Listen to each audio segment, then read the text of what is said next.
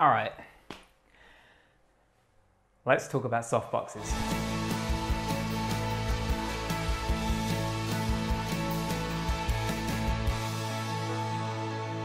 Hey everyone, my name is Reynolds. Welcome back to the channel and Happy New Year. So today we are going to be comparing 6 different size softboxes ranging from 65 centimeters all the way up to a massive 170 centimeters. So if you're a complete beginner or you already own a softbox but you're not sure yet which one to buy next, then this is going to be really helpful for you guys. So the way we're going to do this comparison is I'm going to bring in my friend Joe. We hired a studio out last week and Joe is going to sit in the exact same place. She's not going to move. I'm going to set up my camera on a tripod. The only thing that's going to keep changing is the softbox we're using. So you're going to see what difference it's going to make as we get bigger and bigger in softbox size and shape. So just a few things to remember. Every single photograph was taken with the Canon 5D Mark III with a Canon 100mm macro lens. The aperture was f5.6, the ISO was 200, and the shutter speed was 1/160th of a second. The modifiers were placed between 4.5 and 5 foot away from our model Joe. Every modifier has 2 layers of diffusion attached. I shot 2 photos per setup, which was a medium close-up and a close-up. And lastly, we used a light meter to make sure we had accurate exposure. And if you want to learn more about how to use your light meter, then click the link up there and that will take you to my video, which is 3 reasons why you should be using a light meter. All right, let's get into the first setup, which is the 60 by 60 square softbox, which comes in at around £60. Now this is the only setup that I'm going to be using a speed gun with. The other setups we're going to be using a different flash, but for this one we're going to be using the speed gun because this is a great kit if you're a complete beginner. This whole lighting setup right here, it comes under £250, so that would include a basic light stand, a trigger, a flash gun and the softbox itself. It also comes with this. So as you can see in the video, this slots into the gap there so that the speed gun can then go inside the hole here. Now what's really nice about this little adapter is it has these Bowen fittings here. So this allows you to use your speed gun in any Bowen's modifiers. So this is almost future-proofing you for your next softbox because all the softboxes after this are gonna be the Bowen's fit. It's not gonna fit into that hole, it'll be these Bowen fits. So if you are a complete beginner, you've never bought one before, if you go for this kit first, then you're setting yourself up to use your speed gun on any modifier. A great tool, I use it for the Pika 200s as well. So once I got a meter reading at f5.6, I took one shot, and then I picked the camera up and moved it slowly forward so that I can then get another shot, but a tighter close-up so that we can really zoom into the image and see the catchlight in Joe's eyes. And you'll also notice that the softbox itself is at a roughly 45-degree angle, which every modifier is in this comparison. So the next softbox we're going to look at is the 65 centimeter rice bowl shaped softbox. Now it is a Bowen's fit, so we are going to change the flash. We're not going to use a speed gun anymore. For the next setup and for the rest of the comparison, we are using a CITI600 PRO. Now I realise that it is only a 5 centimeter increase, but the shape of the modifier is different to our last one. So what you are going to see a difference is in the catchlight. You might not necessarily notice too much of a difference between the 2 photos, but what you will notice a difference is the catchlight. Now some photographers are very particular about the shape of that catchlight in the eyes. Me being one of them. I do like a circular catchlight in the eyes, so that is the biggest difference between these two. This softbox is more durable, it's stronger, and I do like the circular catchlight in the eyes, and it's only £10 dearer, so this softbox is only £70. So the third modifier we're going to look at is the 90 centimeter parabolic softbox. If you know this channel well, then you'll know that the 90 centimeter is my go-to softbox for traveling. It's my go-to when I'm just generally doing environmental portraits. It's not too big and it's not too small. If you haven't seen any of my travel work on this channel, then please click the card up there and that will take you to my playlist of all of my travel work where I have used this 90 centimeter softbox so you can get an idea of what you can get when you take it out on the streets. Again, everything's going to stay the same. The meter reading is going to be 5.6. We're going to make sure that that's the same. And we can now start to see some differences now between the 65 and the 90. When you look at the 90, you can see that the light is wrapping around Joe's face a little bit more. The shadows aren't quite as harsh on the unlit side of the face. And we can also see the background is a little bit brighter as well. The softbox itself, it's not too big and it's not too small to travel with. I mean, I'm biased. You know I love this softbox, but that's just my opinion. You might have a different opinion. So let's go to the next one. So the next one we're going to look at is the 120 deep parabolic softbox. Now this isn't a normal softbox. This is a deep parabolic, which means it's a longer softbox. And what's good about this is that it's able to chuck the light forward without spreading left and right like a normal softbox. And what's good about this is when I used it recently on my ballet shoot.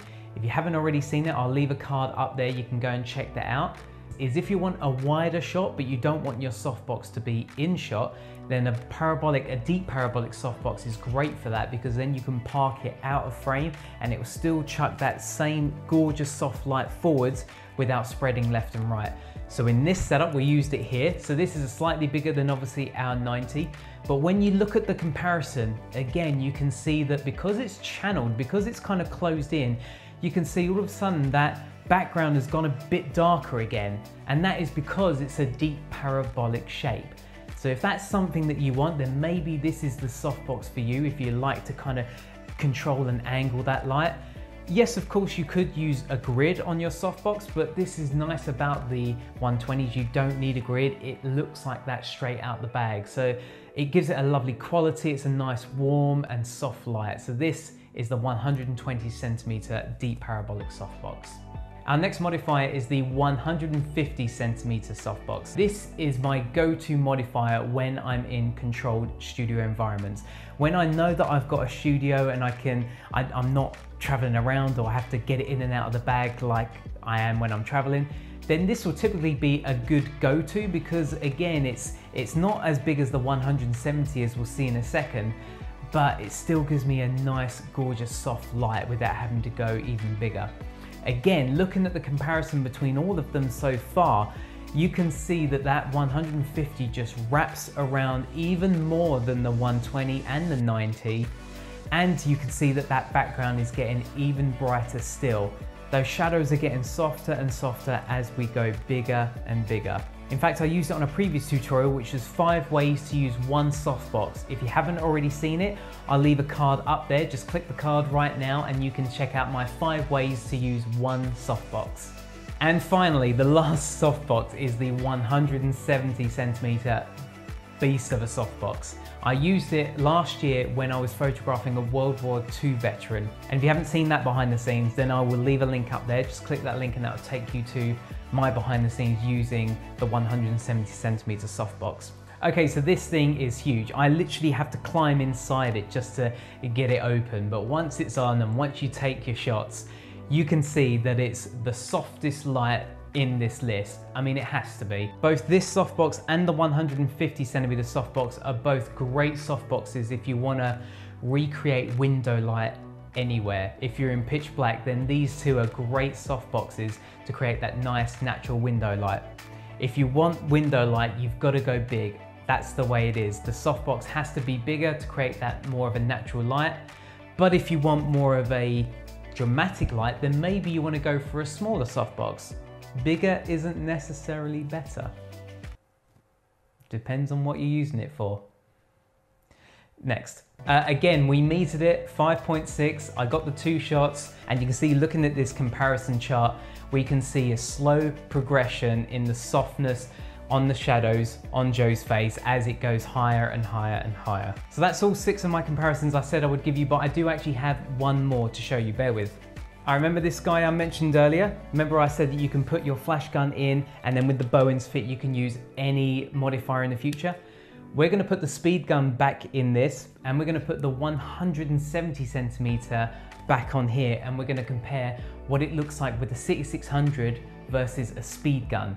So I just want to kind of prove a point. You don't need necessarily the CITI600 PRO in order to use a 170 centimeter softbox. As big as that is, you don't necessarily need a CITI600. You can, if you want to, use your speed gun.